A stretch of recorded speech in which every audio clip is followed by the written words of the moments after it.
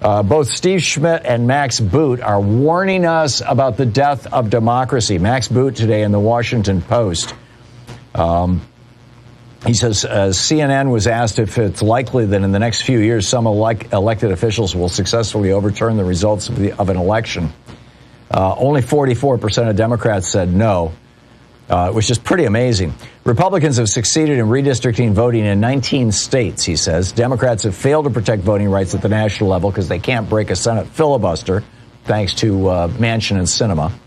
Meanwhile, at least 23 supporters of the big lie are running for Secretary of State post to oversee elections in 19 states. Other election deniers are joining election boards. He said MAGA Republicans, this is Max Boot, will not hesitate to steal the election in 2024, the presidential election, in an authoritarian way. He says even if the Senate remains Democratic, a GOP-controlled House could prevent Biden from getting the 270 electoral votes needed to win, and it would then fall to the House to decide the presidency.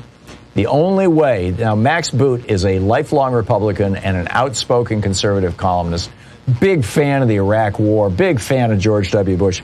He says, he writes in the Washington Post today, the only way to save democracy is to vote for Democrats in the fall. And I say that as an ex-Republican.